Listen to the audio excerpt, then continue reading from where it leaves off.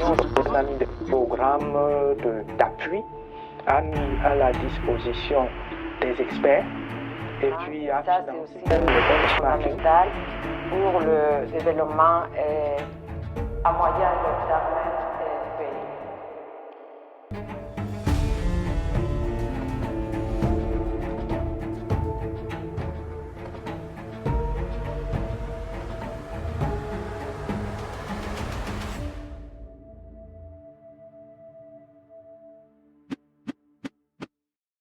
Je suis Sophie Boumson, Nyengo Komol.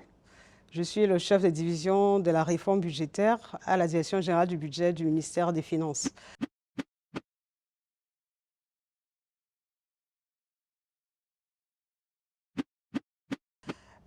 En tant que chef de division de la réforme budgétaire, effectivement, je conduis les réformes budgétaires, donc celles qui sont liées aux activités de ma direction générale. Mais en même temps, parallèlement, je coordonne, j'anime le plan de réforme de la gestion des finances publiques, le plan global. Et dans ce cadre-là, nous animons l'élaboration des évaluations liées au système de gestion des finances publiques. Nous animons également le plan de réforme qui découle des constats de ces évaluations de la gestion des finances publiques. Et en fin de compte, après, nous exécutons et donc nous faisons le suivi de l'exécution du plan de réforme en lien avec les autres administrations parties prenantes de la réforme globale des réformes de la gestion des finances publiques.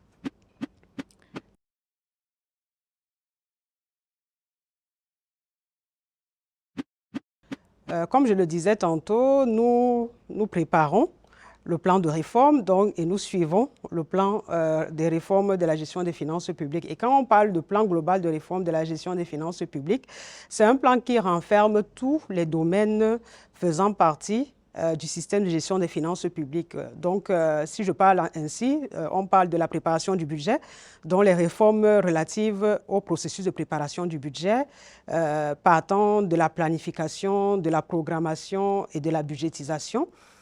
Et même le cadrage macroéconomique, les processus qui encadrent le cadrage macroéconomique. Mais nous travaillons également sur les questions relatives à la mobilisation des ressources. Nous travaillons sur les questions relatives à l'exécution du budget. Nous travaillons sur les questions relatives au contrôle budgétaire, aux questions relatives aux passations des marchés, mais aussi aux questions relatives à la gestion des autres entités publiques en lien avec le ministère des Finances qui en assure la tutelle financière afin de pouvoir minimiser les risques. Et à côté de cela, nous avons également des axes de réforme transversales que constituent par exemple les systèmes d'information, mais aussi des thématiques innovantes en matière de gestion des finances publiques, notamment la budgétisation sensible au climat ou la budgétisation sensible au genre. Donc, dans toutes ces questions-là, nous devons travailler à la définition des mesures pouvant permettre une amélioration du système en lien avec les structures de mise en œuvre qui, au quotidien et de manière opérationnelle, œuvrent pour cette amélioration.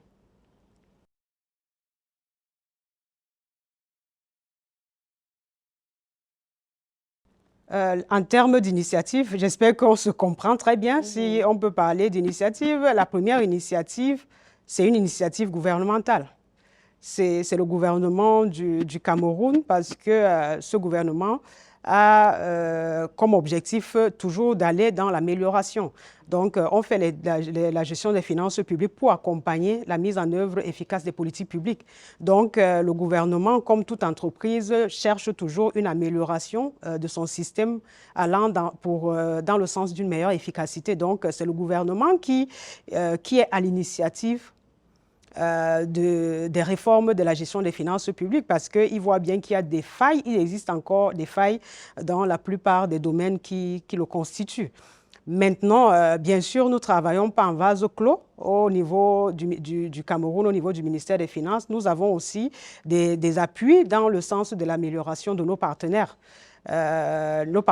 techniques et financiers, la Banque mondiale, le FMI, l'Union européenne, la coopération française, la coopération allemande et maintenant même les agences du système de gestion des finances du système des Nations Unies.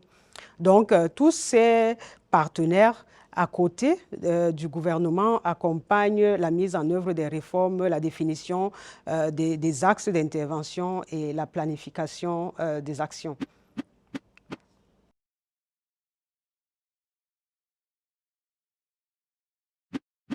Bon, l'impact attendu, c'est bien sûr une meilleure efficacité. Une efficacité meilleure, une meilleure redevabilité, beaucoup de transparence. Parce qu'il faut le dire, les finances publiques, c'est les finances publiques. C'est différent du privé.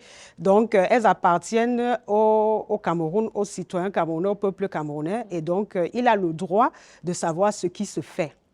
Donc, il a le droit de savoir ce que constituent les finances publiques et comment ces finances publiques sont gérées. Et donc, c'est un droit pour lui de demander et que le gouvernement mette à sa disposition toutes les informations nécessaires afin qu'il puisse jouer son rôle de veille sur ce qui lui appartient. Donc, si on veut parler, la réforme des finances publiques, c'est vraiment pour une meilleure redevabilité, beaucoup de transparence, une meilleure efficacité afin de pouvoir accompagner la mise en œuvre des politiques publiques pour l'intérêt général. Et comment ces réformes s'inscrivent-elles dans la vision globale à long terme du développement économique du pays? Disons que les réformes des finances publiques, c'est aussi une politique parmi tant d'autres.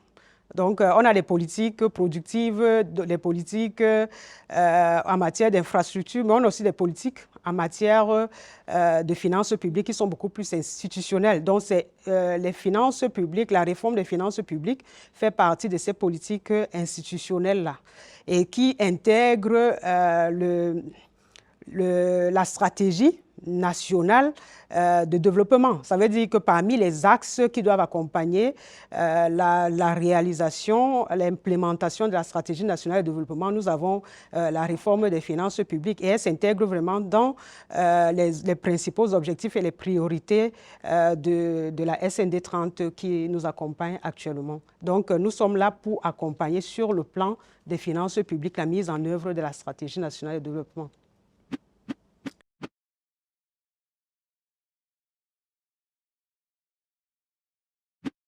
Donc, comme je le disais, nous avons beaucoup de partenaires techniques qui nous accompagnent et l'un des plus emblématiques est l'Union européenne. L'Union européenne qui est au centre de l'appui au pilotage des réformes des finances publiques.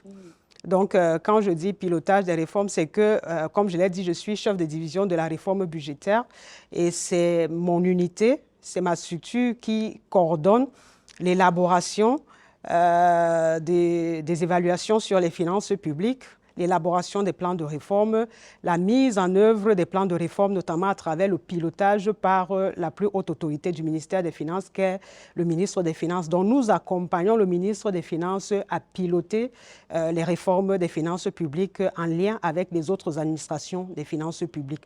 Le rôle de l'Union européenne dans ce cadre est de mettre à notre disposition l'expertise technique et financière et accompagnée aussi par des financements afin que nous puissions jouer ce rôle avec efficacité. Donc, lorsque je parle des évaluations qui sont menées, l'Union européenne travaille véritablement pour nous accompagner à mettre en place l'organisation qui doit accompagner les évaluations du système de gestion des finances publiques. Il met à notre disposition l'expertise nécessaire pour ces évaluations, l'expertise nécessaire pour la préparation des plans de réforme qui en découlent, l'expertise nécessaire pour accompagner la mise en œuvre et le suivi de ce plan de réforme et bien sûr aussi pour renforcer les capacités de l'équipe technique qui est la nôtre en compagnie des experts techniques qui sont mis à notre disposition. Et il met également à notre disposition souvent l'expertise dans le cadre de l'évaluation de ces plans de réforme. Donc, c'est surtout un appui à notre niveau, au niveau du pilotage de l'animation des réformes en lien avec les autres partenaires pour lesquels il assure le lead en matière d'appui aux réformes de la gestion des finances publiques. Ça, c'est sur le plan du pilotage de la réforme, mais l'Union européenne appuie également les politiques publiques. Il appuie les politiques publiques dans le sens, par exemple, des contrats de réforme sectorielle qu'il met en place. On a eu pendant la période 2017-2021, jusqu'en 2023 même, un contrat de réforme sectorielle sur le domaine du développement rural. Et ce programme de réforme sectorielle, effectivement, il est dans un domaine technique, mais pour que le domaine technique puisse être mis en œuvre de manière efficace, il fallait que le système de gestion des finances publiques soit également efficace. C'est pour dire que les politiques publiques techniques ne peuvent être mises en œuvre efficacement si c'est que sur le plan financier, on est efficace. Si on n'est pas efficace, si le système de gestion des finances publiques n'est pas efficace, ça met un frein à la mise en œuvre des politiques publiques techniques. Et dans ce sens-là, effectivement, nous avions aussi des appuis au niveau du ministère des Finances pour pouvoir conduire, s'assurer que les dispositifs financiers étaient capables de supporter la mise en œuvre de cette politique publique du développement rural. Et depuis un an, on est également dans une autre politique publique qui est celle de la décentralisation. Et c'est un peu le même parcours. Ça veut dire qu'à la fois, on doit avoir les dispositifs au niveau du système de gestion des finances publiques en termes de programmation adéquate, en termes de budgétisation adéquate, en termes de décaissement de la trésorerie adéquate afin de supporter et d'accompagner la politique publique de la décentralisation. On a commencé il y a quelques mois et on doit suivre, et cela en lien avec l'Union européenne qui nous apporte son appui. Mais à côté de cela aussi, l'Union européenne accompagne le gouvernement ou bien l'État du Cameroun dans les procédures liées à l'architecture des contrôles. Donc, comme vous le savez, avec les réformes que nous menons à l'heure actuelle, qui sont des réformes qui reposent sur la responsabilité des ordonnateurs, il est question d'avoir un contrôle beaucoup plus efficace. OK, des ordonnateurs, on vous donne la possibilité, on vous responsabilise, on vous donne les leviers sur lesquels vous devez travailler suivant un objectif de performance. Mais de l'autre côté, il y a aussi un contrôle a posteriori qui doit être meilleur. Donc, il est question dans cet appui de l'Union européenne de fiabiliser et d'accompagner à une meilleure efficacité des contrôles parlementaires, des contrôles juridictionnels et des contrôles administratifs.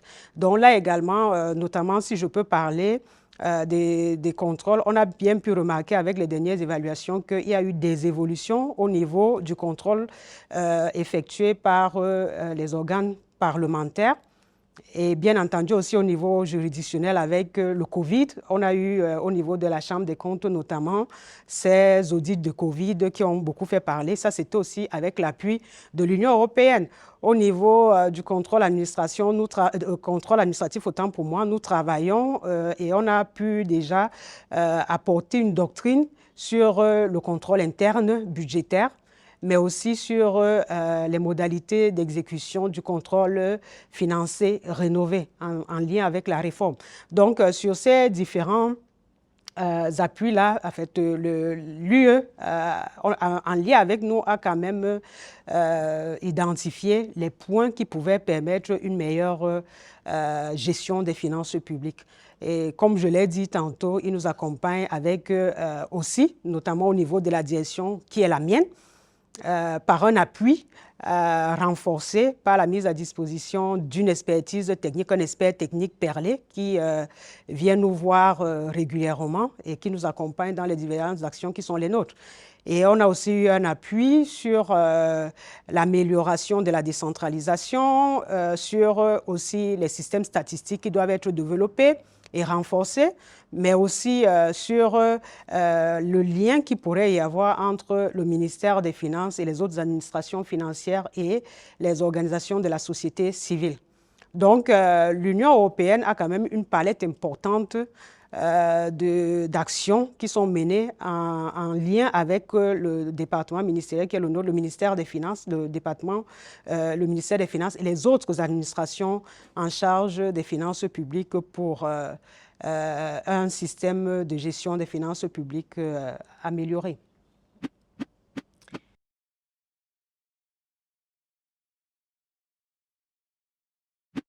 Globalement, la collaboration avec l'Union européenne, c'est une collaboration, c'est un partenariat de concertation. Donc, nous travaillons à définir ensemble nos besoins et à voir comment ils peuvent nous accompagner dans le cadre de la mise en œuvre des différentes actions. Donc, initialement, c'est vraiment une collaboration. On travaille en collaboration.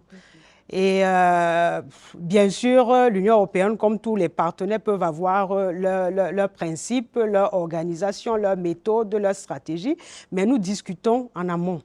Et de manière négative, où on n'a pas eu de problème particulier. Par contre, on a eu en 2012, on s'est retrouvé face à une situation où un partenaire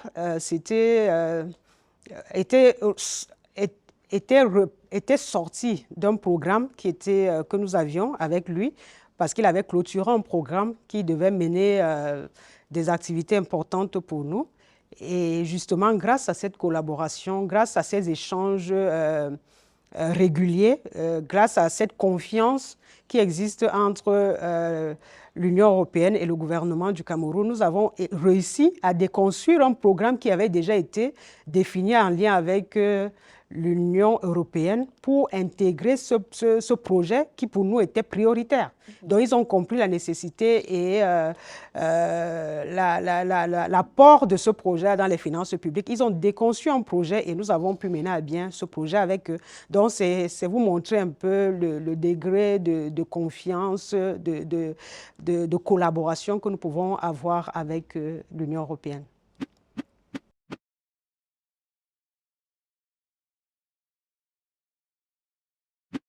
Les attentes, c'est bien sûr de continuer dans la même logique.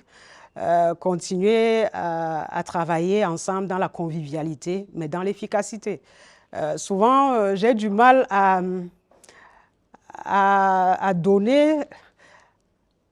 expliquer ce que représentent pour moi les collègues. En fait, je les appelle les collègues de l'Union européenne parce que nous travaillons tellement en partenariat que souvent je dis mon collègue de l'Union européenne.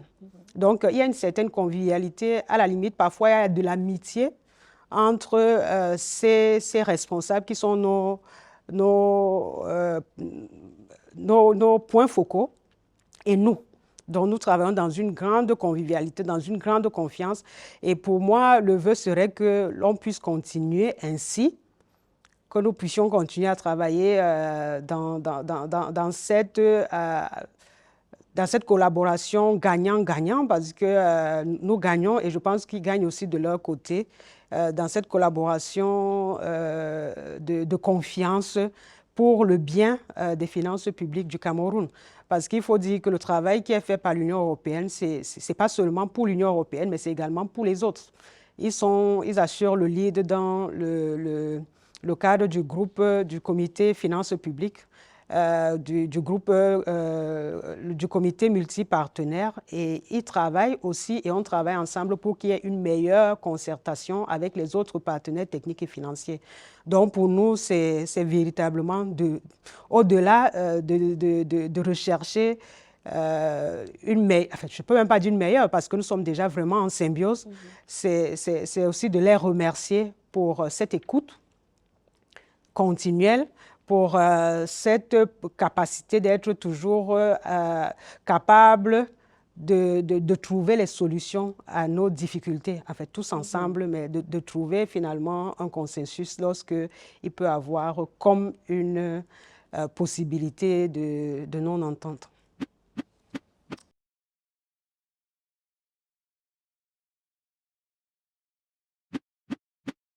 Bon, disons qu'avec l'Union européenne, en fait, les projets que nous menons ensemble, je vous l'ai dit, on travaille dans les contrats de réforme sectorielle et dans le cadre de ces contrats de réforme sectorielle-là, l'Union européenne et nous, en fait, ils appuient un certain nombre d'actions qui vont notamment dans le sens de la transparence.